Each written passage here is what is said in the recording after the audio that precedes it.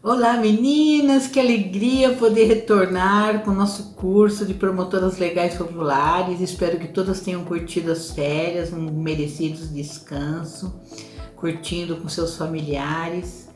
E agora, nesse mês de agosto, nós temos uma imensa programação, porque nesse mês de março se celebra o aniversário da Lei Maria da Penha. E para iniciar os nossos trabalhos, nós vamos estar recebendo aqui novamente a minha querida amiga doutora Patrícia Braga, que vai falar sobre a vida e a Lei Maria da Penha. Excelente aula a todas!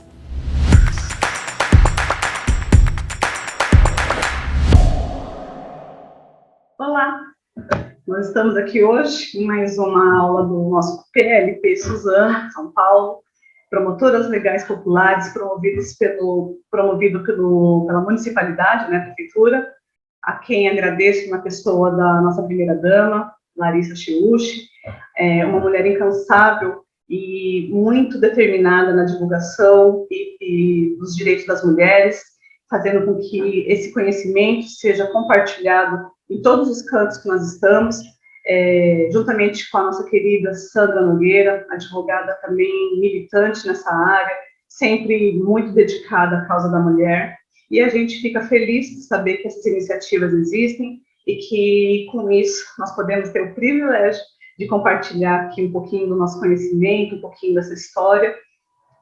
Então, me sinto honrada, agradeço, estou junto com esse projeto desde a primeira edição, e todas as vezes eu me sinto muito feliz. Não vejo a hora da gente poder se reunir também de forma presencial, como era antes, pré-pandemia, né? Mas é sempre um privilégio e eu quero muito agradecer a oportunidade. Bom, na aula de hoje, na conversa de hoje, nós vamos falar sobre a Maria da Penha, pessoa, não Maria da Penha, a lei. Porque é muito comum as pessoas falarem sobre a Lei Maria da Penha, que, aliás, é bom que se diga, é a lei mais conhecida do país e uma das mais conhecidas do mundo. A nossa Lei Maria da Penha é uma lei muito admirada pela gama de direitos que ela traz, pela inovação, pela forma como ela é cuidadosa com os direitos das mulheres, e também porque essa lei, ela desmistificou aquela questão de que bater na mulher é algo pedagógico, é algo que era aceitável até em algumas culturas, e aqui no Brasil também, né, a gente faz parte de alguns trabalhos onde, em alguns momentos, nós ouvimos alguns homens, e eu gosto de compartilhar isso nas nossas conversas, né? Muitas vezes, o homem que cresceu num ambiente que também aceitava e tolerava a violência contra a mulher, e muitas vezes tomado por um machismo que é cultural, que é da sociedade, eles se perguntavam para a gente que estava ali conduzindo o trabalho, mas por que eu estou sendo chamado? Por que eu estou aqui? Eu não bati na mulher de ninguém, eu bati na minha mulher. É uma coisa entre homem e mulher, marido e mulher. Não é uma coisa que interessa a sociedade, porque é algo que aconteceu dentro do nosso ambiente privado. E isso realmente acontecia, porque muitas vezes esses homens cresceram num ambiente onde lhe foi ensinado de que se a mulher está fazendo algo que está em desacordo com as regras de uma mulher casada, ela tem que aprender a se comportar como mulher casada. E isso fomentava realmente a violência. Coisas do tipo, mulher minha não anda com roupa assim, a mulher minha não anda de shorts, mulher minha não fica com conversa com outro cara em WhatsApp, não pode ter amigo homem. Então, esse tipo de situação incentiva, sim, a violência, né? Então, a questão da Lei Maria da Penha é uma inovação, existe, sim, uma quebra de paradigmas, existe uma modificação de pensamento. Hoje em dia, não se cabe mais dizer que em briga de marido e mulher não se mete a colher. Existem slogans, existem várias campanhas dizendo que sim, nós devemos meter a colher, devemos denunciar, a denúncia salva vidas. Nós temos vários caminhos e mecanismos que faz com que essa violência ela seja muito mais do que reprovada, ela seja combatida, haja um enfrentamento. É o que nós estamos buscando dentro desse curso, dentro dessa situação. Hoje, quando a gente vai falar sobre a história da Maria da Penha e não da lei em questão, né, nós vamos falar com base na história dela mesma. Aqui, esse livro, não sei se vocês estão vendo bem, se chama Sobrevivi, Posso Contar. A própria Maria da Penha, que aqui já está numa foto mais recente, né, aqui é a foto de quando ela era jovem, ela contou toda a saga, toda a história, todo o começo, como foi, o que aconteceu, e é o que nós vamos conversar sobre hoje, né. A primeira coisa é que, quando a gente vai falar sobre a Maria da Penha, muitas pessoas falam assim, eu nem sabia que ela era viva ainda. Nossa, eu não imaginei que ela era branca. Nossa, eu não pensava que ela tinha formação. Então, é isso. Nós vamos conversar sobre esse universo. Quem é Maria da Penha? Eu vou compartilhar com vocês aqui algumas ideias, já dizendo que não é fácil a gente colocar tudo isso num breve espaço, né, numa conversa curta, porque a gente tem aqui um pequeno espaço. Nosso tempo aqui é de pouco tempo, em torno de 30, 40 minutos. Então, é um bate-papo, não cabe tudo, algumas coisas a gente fica sempre devendo, né? Às vezes fala, às vezes não dá tempo, mas vamos tentar, então, mostrar para vocês que quem é Maria da Penha Maia Fernandes. Esse é o nosso tema de hoje. Ali tem uma caricatura dela dizendo que ela é uma mulher branca, de cabelos curtos e cadeirante. Por que cadeirante, né? Primeira coisa que eu gosto de dizer quando a gente está falando sobre a Maria da Penha é que ela é uma mulher com uma ótima formação em termos de estudo. Ela não é uma pessoa ignorante, não é uma mulher de pouca instrução, de pouco estudo, né? Nas fotos ali, a gente percebe, essa aqui é a mais recente, ela cadeirante, cabelo curto, e a outra foto de cabelos compridos, escuros, ela é uma foto do tempo que ela estava na faculdade, e uma das coisas que chama atenção, são várias, é que ela já se formou muito cedo. Ela se formou na primeira turma da Universidade Federal do Ceará, em 1966. Ela cursou o curso de farmácia e bioquímica, e ela, na época, ela fazia pós-graduação. Ela veio para São Paulo fazer uma pós-graduação na área. Lá na faculdade, aqui na USP, veja, primeiro, né, ela estudou numa universidade federal no Ceará. Isso já é um feito muito inédito, ainda mais considerando uma mulher em 1966. A gente sabe que as mulheres eram muito tolhidas de estudar, de poder realmente cursar uma universidade. Então, ela já era uma pioneira, né? E logo que a faculdade inaugurou, ela já estava lá. Mas isso se deve também porque ela era uma menina bem nascida. Então, os pais dela tinham e têm boas condições, tinha um destaque na sociedade do Ceará, e isso também propiciou essa possibilidade de estudar. Não bastasse ter feito Universidade Federal no Ceará, ela veio para São Paulo para estudar na faculdade mais concorrida do país, que é a USP. E dentro desse curso aqui na USP, ela encontrou muitas pessoas, e entre elas, o pai das 3 filhas, com quem ela se relacionou, com quem ela viveu por muitos anos, e com quem ela teve a fatalidade de viver uma história de violência, de tentativa de homicídio, e o fato trágico que a condenou a viver o resto da vida numa cadeira de rodas.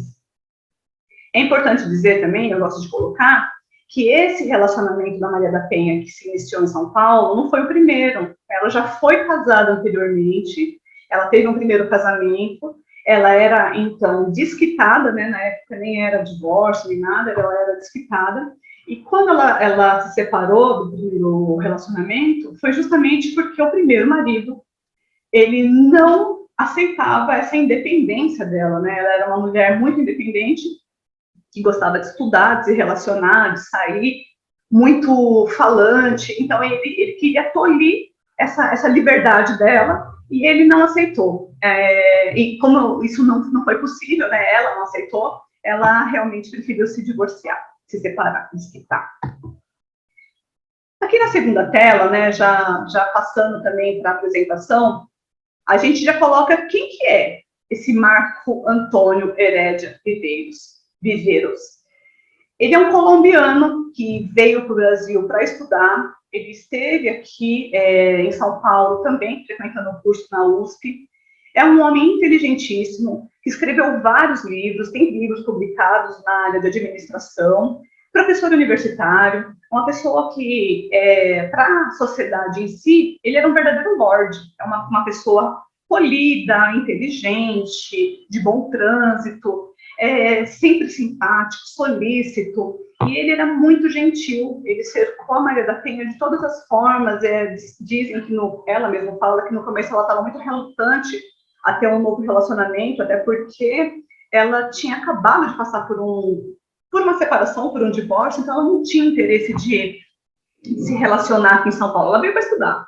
Mas fato que acabou se tendo esse afeto, né, esse affair com esse Marco Antônio, e resolveu casar, viver juntos, essas coisas todas. Só que essa situação de muito carinho, de muita atenção, coincidiu, a gente sabe que coincidência ou não, coincidência não existe, ela também terminou depois que ele conseguiu a naturalização dele.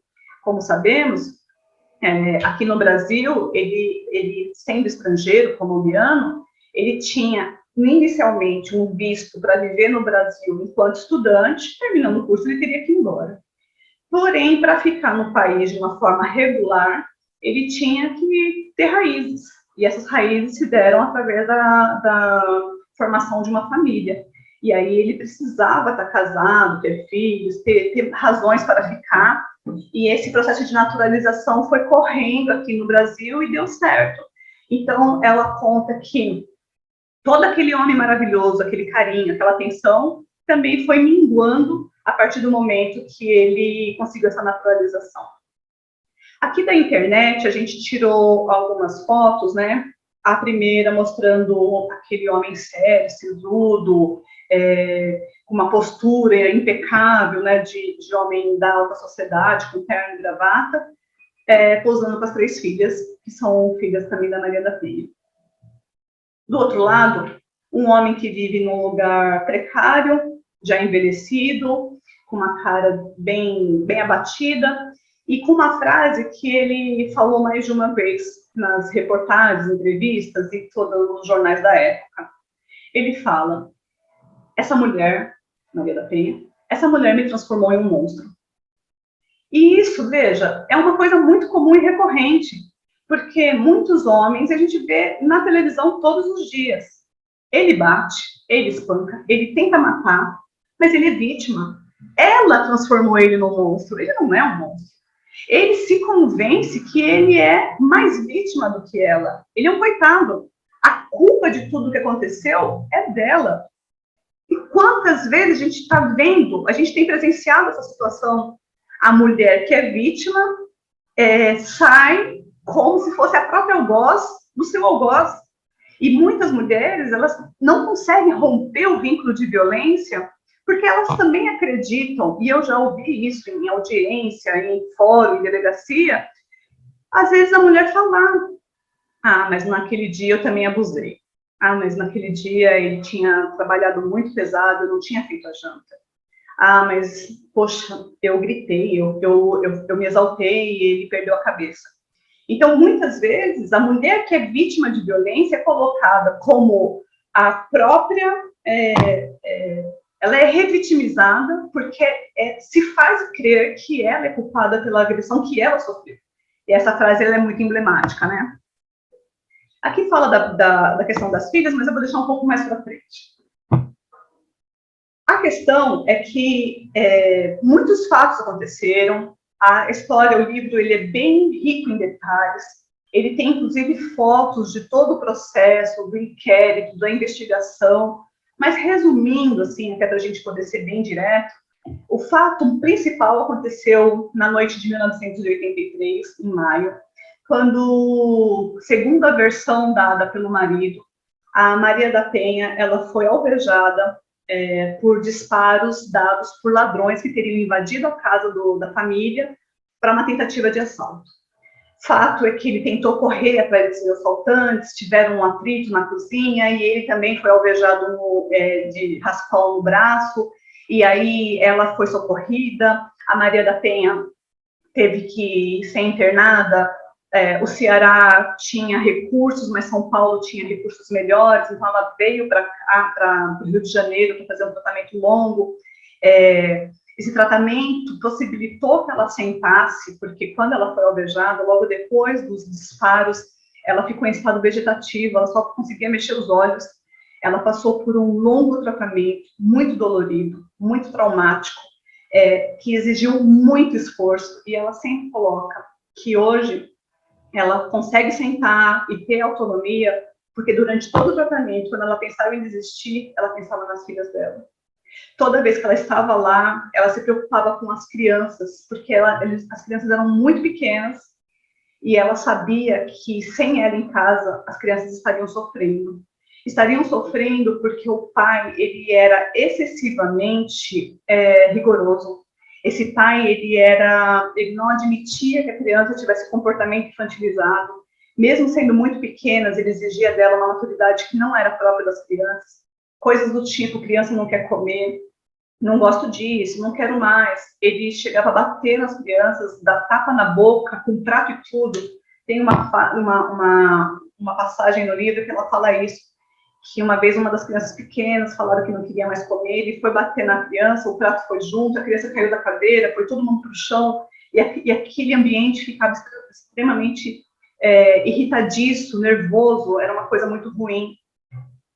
A Maria da Penha, ela ficou internada por muito tempo, ela passou por diversas cirurgias, ela não podia ver as crianças, e isso também me marcou muito ao ler o livro, isso me deixou emocionada e muito tocada, porque quando ela voltou, muitos meses depois, porque as crianças não foram visitá-la nenhuma vez no hospital, ela estava eufórica, ela queria ver as filhas, e o pai foi ele foi buscá-la no aeroporto, tudo.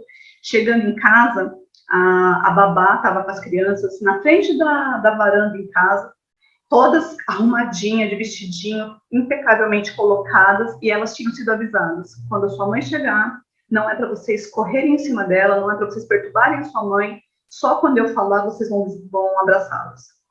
E a Maria da Penha desceu toda debilitada, desceu do carro, foi colocada na cadeira de rodas por ele, e ela fez o gesto para pegar as crianças, e ele já falou: agora não, só quando eu determinar, você vai descansar. Ela falou: não quero descansar, eu quero minhas filhas. Agora não. E um jeito muito rude, muito bravo, ele simplesmente pegou a cadeira de rodas, passou pelo corredor da entrada, foi em direção à sala, foi em direção ao quarto, e a Maria da Penha, se aproximando depois de meses sem ver as filhas, olhava as filhas todas com o queixo e o beicinho tremendo, querendo chorar, querendo abraçar a mãe, e ele já tinha avisado: se chorar, vocês vão apanhar, porque vocês vão ter que mostrar para a mãe de vocês que durante o tempo que ela esteve fora, eu as fortaleci, porque a sua mãe fica tratando vocês, ele colombiano, ele usa muito o termo maricas, a sua mãe trata vocês como um bando de maricas, e eu estou fazendo vocês se fortalecerem. E aí a mãe passou ao lado das 3 filhas, que estavam todas prestes a chorar. Ela também não queria chorar, para não criar um problema dentro de casa.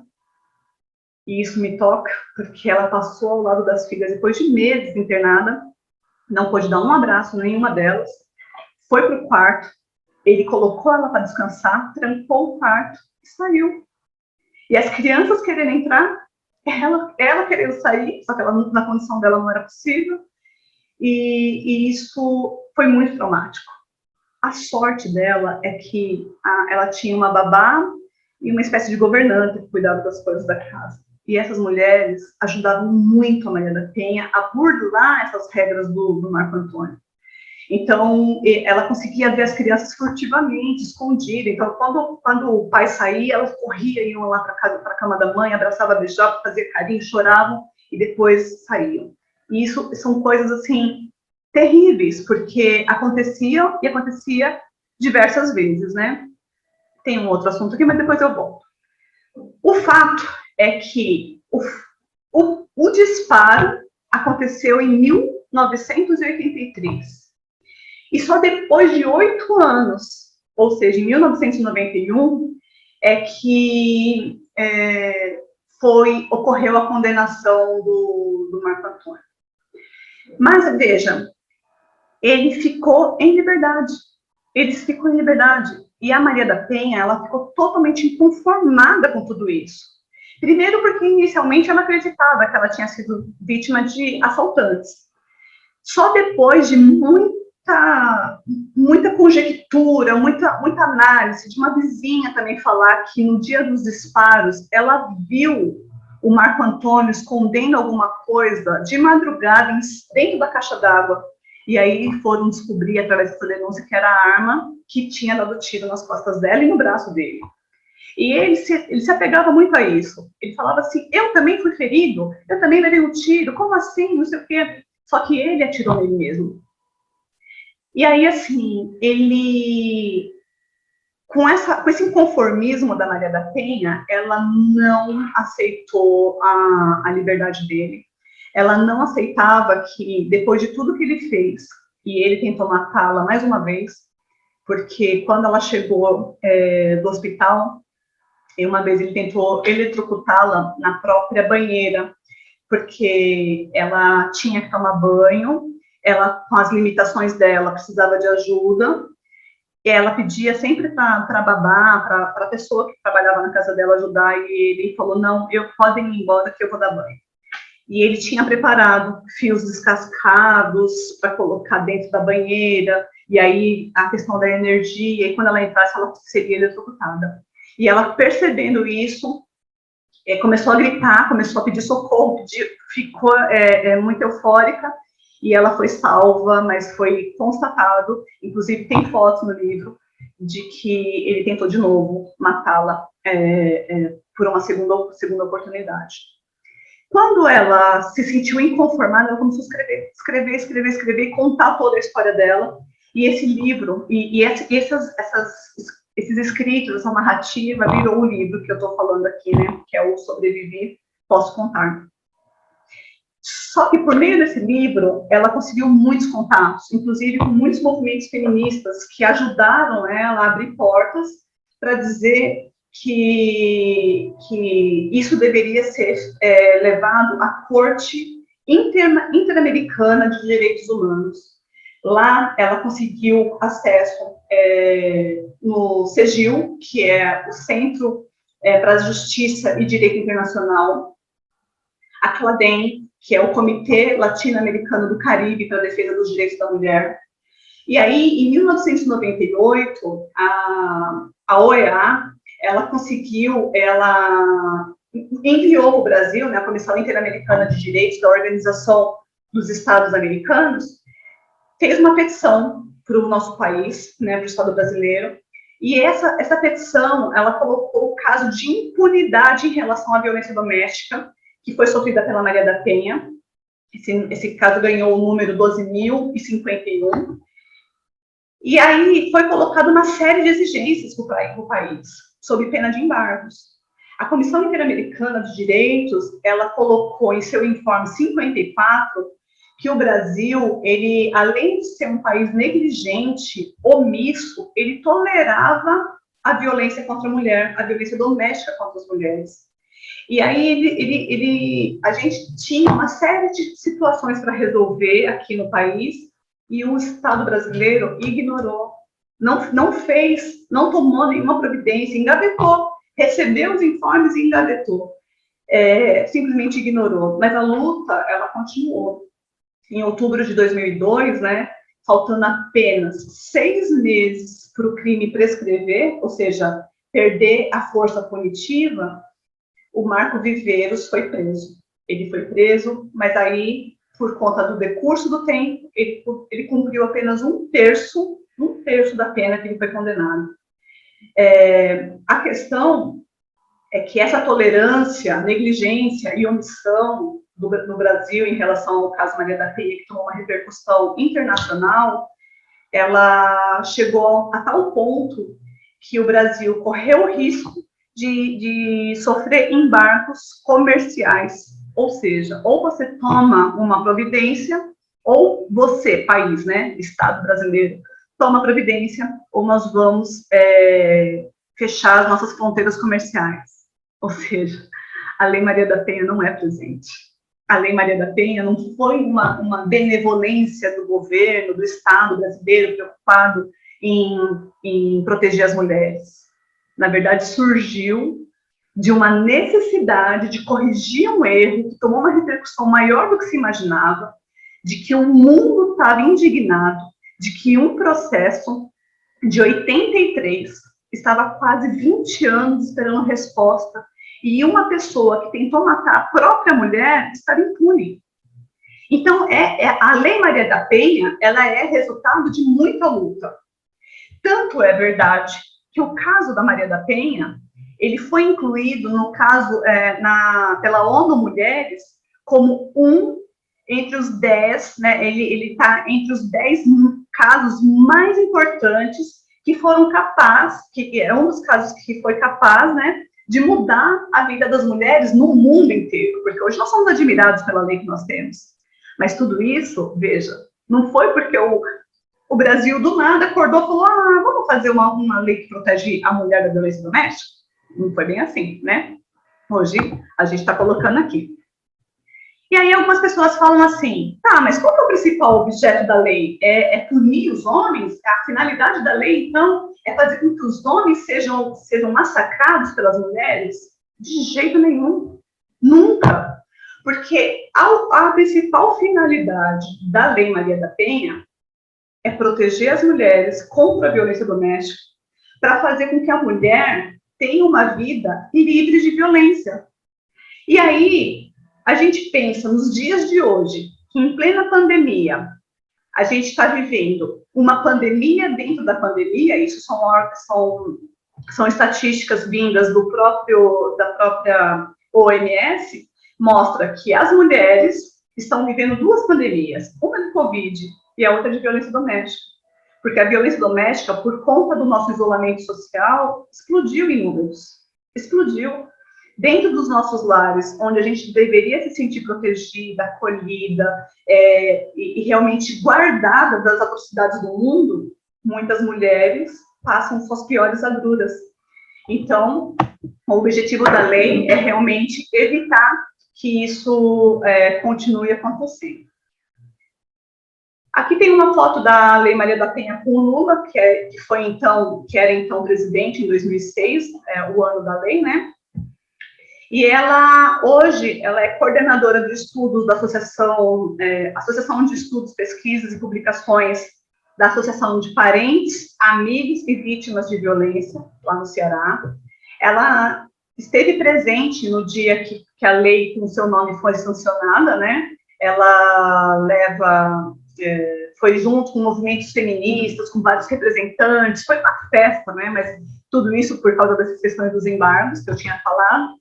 E hoje ela costuma dar muitas palestras, ela coloca essa situação da vida dela como incentivo, como uma forma de mostrar que falar sobre a violência, ela rompe barreiras e salva vidas, né? E hoje nós não temos mais aquela fala preconceituosa que diz que briga de marido e mulher não se mete a colher. Se mete a colher, se pune, e isso é muito importante.